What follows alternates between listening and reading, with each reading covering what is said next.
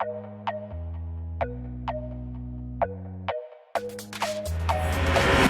everyone, how's it going? Welcome back to another ChillCom. Today, I'm talking about a topic that one person suggested on Twitter. I forget who, and it was a while ago. I apologize, you know who you are. A few people have asked me about this, with regards to things like Liberation, Bloodlines, and things like that. It's the side games within the Assassin's Creed universe, because obviously, you know, we have the main games of Assassin's Creed 1 through Syndicate. Rogue, I would count as a main game, although it was a console release that was previous gen. I wouldn't count it as a side game as much as it's not. Nah, it's not a side. Is it a side game? Not really. It's relevant to the plot, and it was marketed as a main game. It was never marketed as, like, this side game like Liberation, like Bloodlines, like the Chronicles games. So what I'm going to do is I'm going to hop into this video, talk about my thoughts on some of the good Assassin's Creed side games, some of the bad ones, and, you know, what you can do well, what you can do bad, what we can expect from the future, what I would like to see in side games. Just a little ChillCom, just a little good time. And if you're looking for something that's not this, then I'll see you tomorrow. And also today at 7 PM for some more Assassin's Creed 4 Black Flag. Anyways, let's hop into it. So, there's been a lot of side games in the past. We've had things like Altair's Chronicles, Bloodlines, Discovery, Liberation. The Chronicles games are things like Assassin's Creed Identity and the new Rebellion that's coming out. In terms of which ones I actually enjoyed, I really enjoyed Bloodlines, as much as it was still repetitive and, you know, suffered from some of the issues that Assassin's Creed 1 had. It was all round a pretty fucking good game, especially considering this was a PSP game. Like, it was good. Like, it's good. It's a good game, honestly.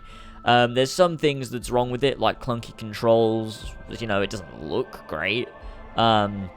Repetitive missions, things like that. But it's a PSP game from 2009. Like, you know, what do we expect? And so I think this game was really fun. I really, really like it. And if there was something that if there's one side game that I'd love to see remastered, it's Bloodlines. A console release of Bloodlines would be awesome. An open world of Cyprus, you know, with Altair. You get all the main quests. Maybe just alter it a little bit so it's a bit more, you know, less repetitive. Give us some more open world side quests. Just remake the game for, you know, current gen. That'd be fucking great. I'd love that. And that'd be awesome, as part of like an Altair package where you remaster and remake AC1, Bloodlines, Altair's Chronicles, etc., etc. The Revelation sections, you know, they're never gonna do it, but I'd love it.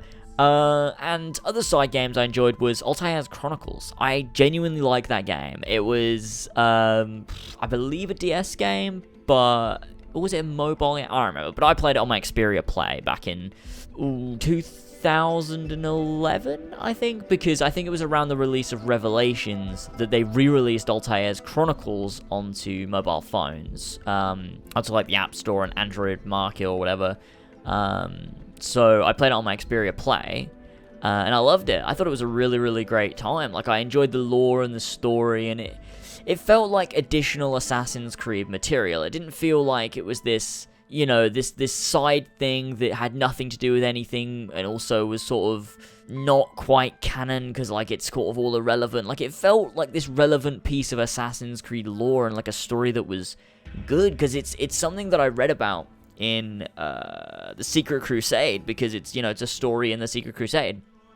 And then you get to play the game, and you're like, oh, I see where all these stories came from, you know, because obviously this game came out first. And I really liked that. It's really nice. Like, it's when you read The Secret Crusade, or when you read Forsaken, when you read Black Flag, etc., any of the Oliver Bowden novels, they don't feel like side content. They feel like there's a purpose to you reading them. Like, I love them, I enjoy them. It feels like this additional stuff and, like, extra things to the Assassin's Creed stuff, and stuff that's relevant and means to something and matters. And I think that's how you make a good side game. It has to be relevant and important to the story so that you feel invested without it feeling mandatory. You know what I mean? So the stuff in Altair's Chronicles is never going to be mentioned by Desmond or Juno or, you know, the modern day guys in the main story. It's never going to come up, and it's never going to be relevant. But when you're invested in a character like Altair, stuff like Bloodlines and Chronicles, the Revelations memories, and the Secret Crusade novel all feels integral and important to you as a fan of the series. And so that's really what you have to do. Which is why I loved Altair's Chronicles. Felt like all this additional stuff. The gameplay wasn't bad. It wasn't like this revolutionary thing, but it worked and it was a good time. Like, I didn't have an issue with it. So that was good and that was fun. And I really, really loved Altair's Chronicles. Really, really loved Bloodlines. They were a good time. Now, in terms of which ones I dislike Discovery. I've never really played it, but I dislike it simply on the fact that it feels... the thing that for me is it's difficult to make an Ezio side game, right? Because we know Ezio's entire life. So how do you make an Ezio side game that still feels relevant and important, but not mandatory, when we see pretty much his entire life? You know what I mean? Like, what was he doing inside this time that wasn't important enough to put in AC2, but was important enough that we see it? It's very difficult to do an Ezio side game, which is why I feel like Ezio should be left alone for the most part. You could do the novels, which were great, because, you know, they give extra insight, maybe a little extra thing here and there that you don't need to see in the game, extra dialogue, extra scenes and things that are just nice. But as for a side game like Discovery, like, you would have thought Ezio going to Spain to help Christopher Columbus, etc., would have been in the game. It's very strange. And I just dislike Discovery for that reason. Now, Liberation is a piece of shit. I hate Liberation. I know there's, for some reason, this weird group of fans that love Liberation. I think it's awful. I, for one, hate the colonial setting. I think it's really boring. That's one of the many reasons I hate AC3. So putting that back in Liberation, just really disliked it. The soundtrack is depressing as shit. I hate that fucking music as you're running around. There's like, brum, brum, brum, brum, brum. You know, that one, it's fucking dog shit. Somehow make a better fucking soundtrack. What the fuck is that shit? New Orleans is saying, again, just boring and shit. Just dislike the colonial settings. It's really rubbish. It's really rubbish. Aveline as a character, no issue with her. Didn't hate her, didn't love her, but she's there, she's fine, whatever. Never had any standout moments to me, but never had any moments that made me go, wow, she's fucking shit. You know what I mean? She's just mediocre, she's just there. Very similar to someone like Shay to me, although I do think Shay's a bit better. But then she was a handheld character, so it's like, you know, what can we expect? As for the gameplay, despise the gameplay. So it's AC3's gameplay, but it's slightly less responsive, plus it's got the most annoying system, the fucking disguises system. I fucking hate it. The way that sometimes you can't do missions unless you're in a dress or you're dressed up as a slave. You rarely ever get to wear the assassin robes. It's fucking bullshit. You spend most of your time dressed as a slave. You look like shit. You're spending all this time blending in and oh god, I hate it. You've got this weird charm system where you have to charm guards because you're a saucy female that can get the attention of men. It's fucking weird game. Fucking weird. The story's really, really boring. It's very dry. Until the very end, where there's a nice little scene there. I like the stuff they did with Erudito. Is that right? I don't know. Where, you know, you get these nice little moments where you get to see how history really happened, because Ubisoft, because Abstergo is covering it up, so you have to hack into it, and then you figure out what really happened in history, which is nice. There's a nice little addition there. It links us with the modern day. It's cool. And then obviously you get the one at the very end where you get the stuff about Eve and everything, which is interesting. Never led to anything, but it's interesting nonetheless, thought-provoking. And actually, that ending scene made me, caused me to make one of my most viewed videos of all time. So, one with like 300,000 views, a story of Assassin's Creed Explained, where I just had all these theories all of a sudden because of this ending. And, you know, that's something that I love about it, because obviously it caused me to make a video that got so many views and got my channel so much traction, so I appreciate Liberation for that. And then we have things like the Chronicles games. They're shit. They're just shit. Like, they're just shit. Like, shit gameplay. Like, if I want to play a platformer, I'll play Sonic the Hedgehog. I'll play Mario. I'm not going to play Assassin's Creed. You know what I mean? It's not a side-scrolling platformer. They tried to make a side-scrolling platformer. It's really, really shit. They've got a shit voice of Ezio in China. Russia is just they're just shit. They're just fucking shit. Don't make another one ever. Don't fucking do it. Fuck off with them. They're shit. Irrelevant story. just fuck off. I'm not even talking about it. They're just shit. They're just fucking shit. Anyways, with regards to making a side game, what's the best way you can do it? Well, to me, the best way is, like I said, the games have got to feel important without being mandatory, which is difficult to do, I think. That's a very difficult thing to pull off. But I think a franchise to look towards is Kingdom Hearts.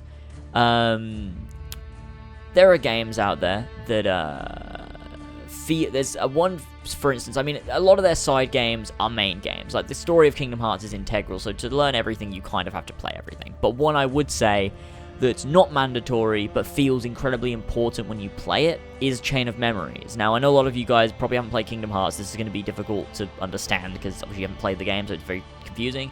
But essentially, just take these 3 games. Kingdom Hearts 1, Kingdom Hearts Chain of Memories, and Kingdom Hearts 2, in that order. Chronologically, that's the order they come. So Kingdom Hearts 1, you know, it's the first game in the series, obviously important. You've then got Chain of Memories in between Kingdom Hearts 1 and Kingdom Hearts 2. Theoretically, technically, you could play Kingdom Hearts 2 right away after KH1, and eventually you'd fill in the gaps of the story. It'd be fine. But if you play Chain of Memories, it feels important, it feels relevant, the story feels like it's important. As much as you don't need to play the game, when you do play the game, it doesn't feel useless. And that's the best way you can do a side game. And with Assassin's Creed, it's even easier because you have all these side characters that you don't need to even visit or whatever, but you can do it. We could get some stuff with Arno. We could do some more with Edward. You know, you could get more Connor stuff. It's stuff that you can explore in these side games that could be, you know, handheld games or whatever they decide to do. And I think it'd be nice to have some of those in the future, just to tell stories that we might want to see. And I think that the way they did it with Altair was great, because we had AC1 and we had this character that people really liked, but there's all these other stories they could tell because they didn't tell them in the game. And so you have Altair's Chronicles with the Chalice, you have Bloodlines with the Apple and Cypress and Maria Thorpe, and you have the Revelations memories, you have the Secret Crusade telling all of Altair's life, and it's nice, it's really, really good. And you could definitely do it with Edward. As much as I'd love a main console release for Edward, sometimes maybe it works better in a side game. Maybe you could do a handheld game. You could do a Nintendo Switch game. You know, you could do anything. You could do anything, and you can continue these character stories that we really, really like. As for stories I'd like to see, like I said, Edward would be nice. I'd like to see some stuff with Arno. Jacob Neely can fuck off. I'd like to see some stuff with Connor, honestly, because like I've said before, as much as I dislike Connor, if he had a sequel, I'd dislike him a lot less, because there's investment there. You can see character progression through a sequel, and you're like, okay, so the entirety of like AC3, the first Connor game, wasn't useless and went nowhere, because we now get a sequel with this character where he develops even more, and it's like, okay, so everything that happened in AC3 led up to the sequel of AC3, in which we get more Connor stuff. And that's the thing, right, is that investment means a lot to players, and so side games can help with that. I think a nice side game would be something like a Haytham game, which I've always wanted. Now, it's difficult to tell how they do this, whether it be a rogue situation, you know, where they use a previous engine, it's a little bit it's less costly on the company, and they just release here's a side game, you know, or whether it's a handheld they release for the DS or the PS Vita or, you know, a Nintendo Switch or, you know, whatever it might be. Those games could end up being really successful, and they're like, okay, well, this was successful, let's remaster it then and put it on the Xbox One and PlayStation 4 because people liked it with something like Liberation. And recently with Kingdom Hearts, we had, you know, 1.5, 2.5, and 2.8, in which they remastered things like Chain of Memories, which was a DS game, and 358 and Recoded, which were DS games, and Birth by Sleep, which was a PSP game, and, you know, Dream Drop Distance, which was a 3DS game. It's like, it's really nice to see all of these things come together in one place, remastered, and they could do that with Assassin's Creed, you know. You take your experimental ideas for story and lore, put it on a handheld device that costs less money to put it on, see if it does well. If people like it, there you go. Now you've got the reason to remaster it and put it on an next-gen console. So I think there's a lot of reasons why they could do it, and a lot of ways they could do it, a lot of characters they could go with, and it'd be interesting to see. I'm always up for a nice side game because they're not very costly. It doesn't affect me if they're bad. So who cares? You go for it. Experiment with side games. I'm up for it. And as for what we can expect in the future, I mean, we've got Rebellion coming out soon, which looks really strange. But I'm not certain we'll see any side games like Liberation, like Discovery, Altair's Chronicles, or even the Chronicles games in the future. I feel it might be a little while until we get some of those, until Assassin's Creed is somewhat back on its feet. But speaking of that, considering we will have probably a year in between Assassin's Creed games, so they won't be doing a yearly cycle, I do believe that it's possible in the years in between getting a main console release, they may release side content, because, you know, Ubisoft can't help but release Assassin's Creed products. It's like, you know, the Ezio Collection came out in between Syndicate and Origins, so I think it's very possible that we'll get side games in between the main releases, but who knows? Those are just my thoughts on side games in Assassin's Creed. Let me know what you guys think in the comment section below. What kind of side games would you like, and in what style? What did you think of things like Altair's Chronicles, Bloodlines, Discovery, Liberation Chronicles? Let me know, because I know a lot of people have different opinions on these things, so I'd love to hear your guys' thoughts on that. Try to be as less aggressive as you possibly can, saying that maybe I'm an idiot because I didn't like the games that you like. We all have different opinions, so I'd love to hear your guys' thoughts. Anyways, that's it for this video, and I'll see you all next time. Goodbye.